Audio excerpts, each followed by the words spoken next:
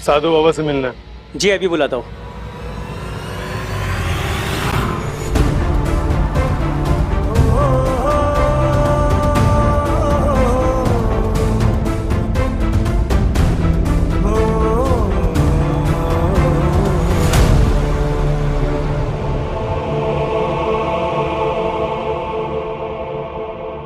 नमस्ते। नमस्कार जी, कहिए। इस आश्रम के संचालक आप ही हैं? हाँ, इस आश्रम के हम ही संचालक हैं। कहिए, आपकी क्या सहायता कर सकते हैं? जलपान ले आइए। लाता हूँ गुरुजी। हमारे आश्रम में चाय कॉफी निषेध है, इसलिए हम आपका स्वागत जल से करेंगे। नहीं बाबा, अभी पानी वानी नहीं चाहिए। अभी फिलहाल हम पूछताछ के लिए आए। कुछ दिन पहले नदी के पास एक डेड बॉडी मिली थी, क्या आपने देखी थी? हाँ, उस दिन हमारी स्नान यात्रा थी। हमने उस लड़की को बचाने का भरपूर प्रयास किया, परंतु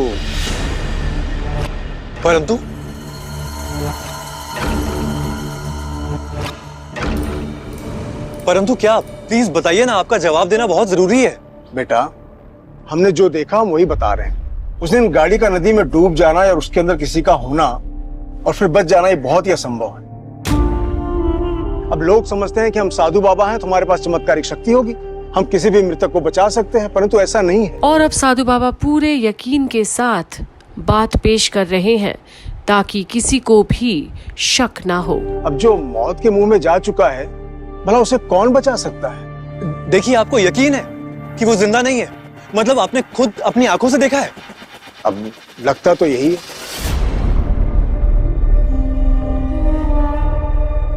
फिर क्या हुआ साधु बाबा? उसकी बॉडी कहां गई? क्यों नहीं मिली? हम लोग यही सोचने में लगे हुए हैं। देखिए, इंसान दुनिया से चला गया समझ में आता है, लेकिन उसकी बॉडी कहां गई? अब जहां पर यह दुर्घटना हुई थी वहां पर पानी का बहाव बहुत तेज था।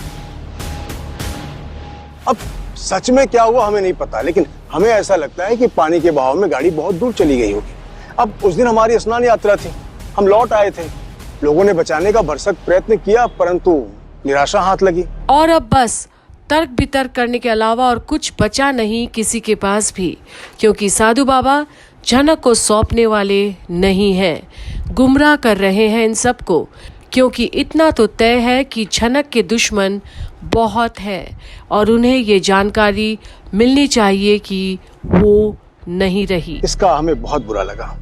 क्यों साधु बाबा, आपको क्यों बुरा लगा? वो मासूम बच्ची थी, ऐसी हृदय विदारक दुर्घटना देखकर तो बुरा लगेगा ना। देखिए, हमें जो इन्फॉर्मेशन मिली है उसी के बेसिस पे हम यहाँ आए। हमें खबर मिली है कि आप उस डेड बॉडी को अपने आश्रम में लेके आए ताकि उसे ठीक करें और दोबारा जिंदा कर सके। कदाचित हमारे पास ऐसी चमत्कारिक शक्ति होती तो हम उसे अवश्य ले आते, परंतु ऐसा नहीं हुआ। और जो मर चुका है उसे भला कौन जीवित कर सकता है?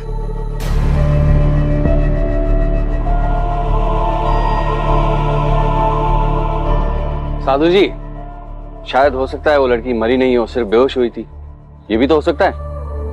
अब गाड़ी में बंद होकर कोई नदी में डूब जाता है तो भला कैसे जीवित रह सकता है, बताइए आप। बहुत तरीके हैं। हाँ, और ऐसा भी तो हो सकता है कि पानी का प्रेशर बढ़ गया हो, इसलिए गाड़ी का दरवाजा खुल गया हो, वो बाहर आके वो तैर। ऐसा भी हो सकता है, परंतु ऐसा हुआ नहीं।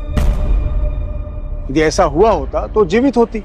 समाचार पत्रों में, न्यूज चैनल में मृतक की तस्वीर नहीं होती। और अब जब साधु बाबा सीधे सीधे लफ्जों में जानकारी देते हैं तो और क्या पूछे पुलिस वाले भी। वो तस्वीर हमने भी देखी है, लेकिन वो तस्वीर देख के ये नहीं लगता कि वो जिंदा है या फिर बेहोश है। ये तो तय है, इसलिए हम आपके पास आए।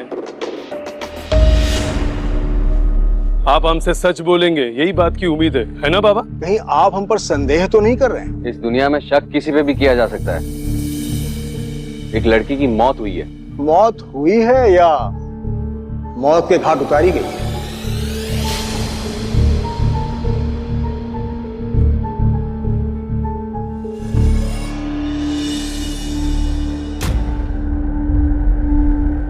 आपको कैसे पता कि ये एक मर्डर है? अब कोई खुद को गाड़ी में बंद करके नदी में थोड़ी ही कूदेगा।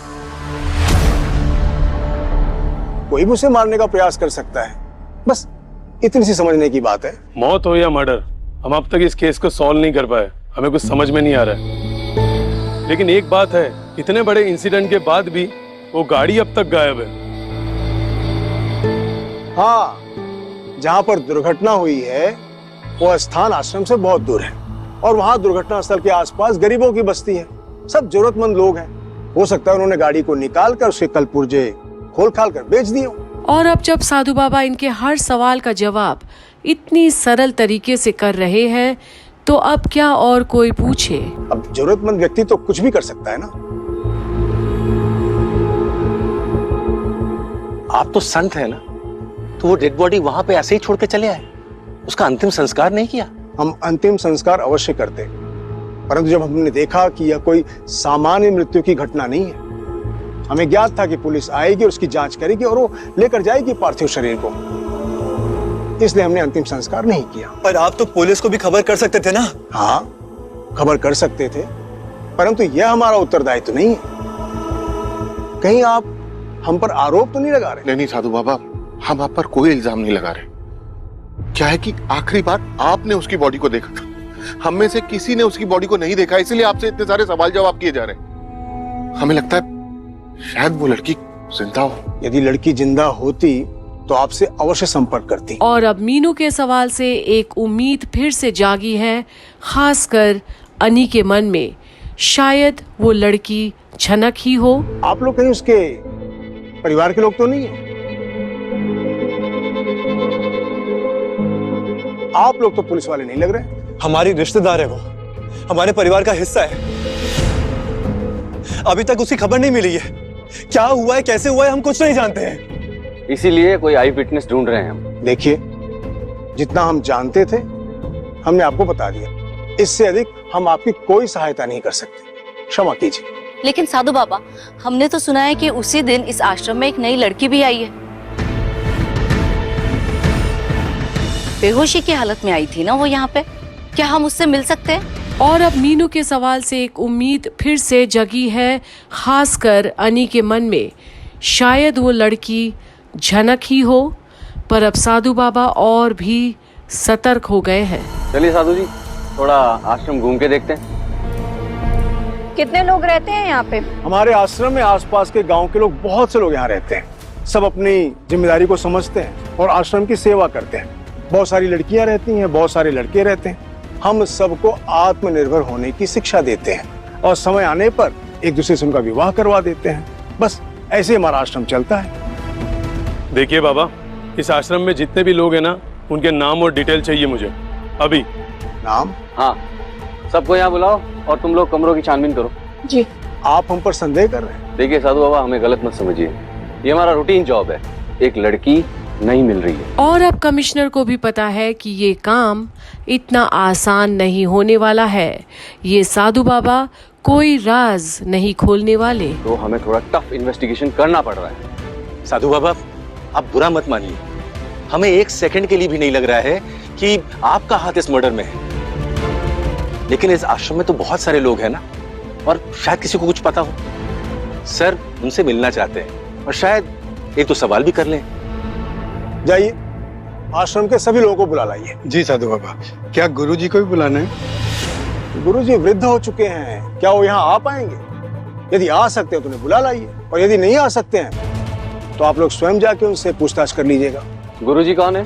गुरुजी हमारे शुभचिंतक मित्र हैं। जब हम लोगों ने अपना घर परिवार छोड़ा तो उसके पश्चात आकर हमने यह समाज कल्याण के लिए आश्रम खड़ा किया। अगर आप बुरा ना माने तो एक बात पूछूं, आप संत बनने से पहले क्या करते थे? पिछले जीवन के बारे में बात करना हमारी आदत नहीं है। फिर भी आपको संदेह है तो आप हमारे बारे में पूछताछ कर सकते हैं कि हम कौन थे, क्या करते थे। और अब पुलिस को जानकारी हो गई है कि ये साधु बाबा कोई बहुत ठोस ना तो सबूत देंगे और ना ही कोई जानकारी। जो करना है इन्हीं को करना पड़ेगा। अगर कोई सबूत हाथ लगी तो ठीक है, वरना जाना तो पड़ेगा उन्हें वापस। तो अब देखते रहिए कि आखिर जहां अनी अब भी उम्मीद लगाए बैठा है, वहां क्या झनक मिलेगी उसे। बने रहिए आगे के अपडेट्स के लिए कंप्लीट बॉलीवुड पर।